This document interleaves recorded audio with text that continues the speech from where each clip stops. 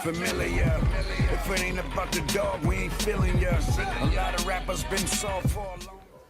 Hey, this is Noel from TRYLOSOPHY.com, here with Maureen Shea, professional boxer with a record of 25, 2-1, here at the Boxing Laboratory of Aegis Climax. How's it going? I'm good.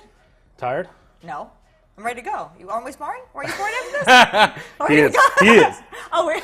I thought all three of you, right? We're gonna do rounds? I don't want it. I don't want it. I don't get tired. At what age did you start boxing?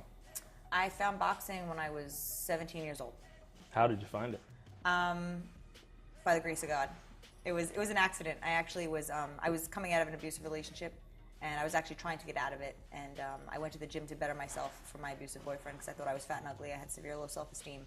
And I went to the back of the gym, and there was a boxing ring, and a bunch of men that spoke Spanish, and I speak fluent Spanish. So I said, oh, I can fit in.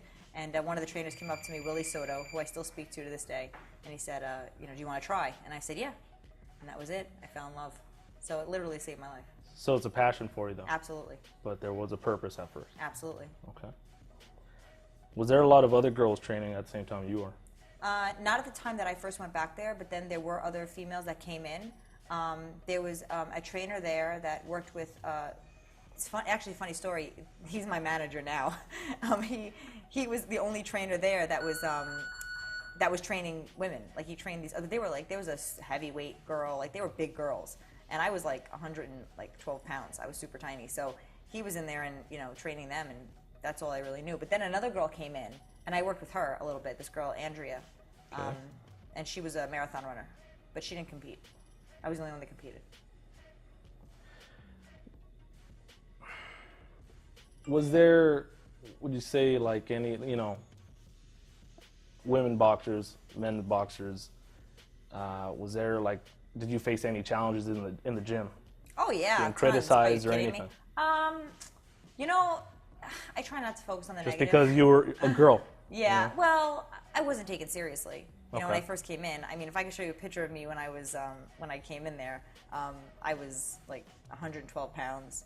I was, Wow. I was Okay. super thin. I had eating disorder. I was anorexic because I thought I was fat and ugly, and that's when I had lost my gallbladder to gallstones because I was taking diet pills and I was trying to my self-esteem was just so shot, and I was so skinny and I was so weak. And boxing literally, like I said, it saved my life in many different areas.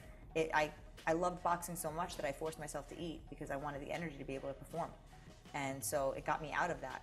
But there was a lot of challenges. I mean, the guys, to be honest with you, the guys they were like intrigued, I think. They were like, because I was so committed and I set a tone and I demanded my respect. And I was raised like that, so when I went to the gym, I wasn't like flirting. I wasn't there I was trying to get out of an abusive relationship. Like the last thing I wanted to do was talk to a guy, you know what I mean? I just wanted to go in there and just find myself. And that's what I did. It was really my escape. And while I was doing that, I was hiding it from my parents. So my parents didn't know that I was boxing. So I would literally get up in the morning. I was going to college at the time, and then I'd go to work, and then I'd go box. And that was my life. And I would get up in the morning at 5 a.m., and I wouldn't come home until 10 o'clock at night. And my parents really didn't ask because I kind of always did what I wanted. I was that rebellious kid. Sure. So they just well, they're not calling us telling us she's in jail, so she must be okay. And your dad was the detective, so he knew you weren't in jail, huh? Yes. Yeah, exactly. Well, he was retired at the time, but Okay. All right. But he definitely You got friends on the force still, right? Oh yeah, my godfather, everybody. All right. So at what age did you turn pro? I turned pro when I was 24 years old. Yeah. How was that feeling when you actually turned pro? It was invigorating. It was crazy. It was. I was training with Hector Roca at the time, and I'll never forget. I was in training camp with Dimitri Salita. Dimitri Salita had a training camp in the Poconos for my pro debut. I was up there because Hector was up there with Edgar Santana, Dimitri Salita, Miguel Gulli, and a couple other guys, George Tyrone, that he trained. So they were in one villa. I was in my own villa. And Hector had this thing that I couldn't train around the guys because I'm a female and they're in camp. But I could train around Dimitri because he's Jewish and he can't look at me 'cause I'm not Jewish. That was his whole thing. I don't know. It was like I would train with Dimitri but nobody else. It was just strange. And Dimitri, I mean, he's awesome. But anyway, I would go running and the guys would go one way and I'd go the other. So I remember I had asked Hector, it's a funny story, I had asked Hector, I said, so what does it feel like to get hit with no headgear? And he goes, oh, you want to know? And Anne-Marie Saccarato was up there with me. And at the time, I think she was the WBC world champion, or she was probably training for it. But she was pro. She had tons of fights under her belt, amateur and professional. And we said, okay, and she's a 147-pounder. So we took the headgear off me, put the headgear on her, and told her to hit me as hard as she could. And we sparred like that. Oh, and I was like, let me tell you, I never moved my head so fast. I walked out, I had some bumps on my forehead, and she was like, what do I do? And he was like, hit her, dale, dale. And, you know, it was fine. But that was, you know, but guess what? I wasn't afraid after that. I was like, oh, I'm good. If I could take a shot from a 147-pounder with no headgear, I'm okay. All right. Was it maybe not the safest way to figure it out, but that was Hector. That's how he did it. You learn the hard way. You learned, right? Yep, yep. All right, let's rewind a little bit. At what age did you know this is something you wanted to pursue as a profession, as a career? I never knew. Believe it or not, I never dreamed of becoming a world champion. And when I say that, people look at me like, what? I'm like, I just always wanted to do what was next. Two-time world champion, correct? Yeah, two-time world champion. Okay. Yep. Soon to be 3. All right. But I just wanted to do what was next. I'm competitive, and I'm a climber. You know what I mean? I always like to just keep going and learning and growing. And okay, what's next? How can I learn? How can I grow? And I just kept going. One step at a time. Yeah, right? and it happened. And you know, I wasn't raised in the sport. I had no idea. I wear my grandfather's wedding band on my thumb. I never met him, and he's Mexican, Juan Carranza. And I wear this because he's my only connection to boxing, because he was a huge boxing fan. But I never met him. But, you know, I'm like, it's got to be in my blood. I'm Mexican-Irish, you know, but I never knew anybody.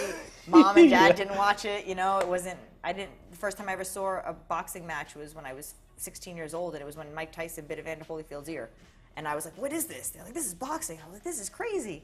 And then I remember that. That was the first fight, and then after that, the next time I saw boxing was when I walked into that gym. Yeah, So, Mexicans and Irish, and the Irish, you know, they're pretty similar. They love boxing and they love to drink, right? yeah. Well, that's what I said I'll either beat the hell out of you or I'll drink you under the table. All right. So, in your career, what challenges have you faced in this sport? As far as being a female in boxing? Anything. You know, I never, like I said, I never really looked at the challenges. I always was like, what can I do? What is in my control? What is, you know, I've had a really amazing career thus far, and I know there's so much more to come. But I mean, I fought at Madison Square Garden 4 times. I fought on Evander Holyfield's undercard.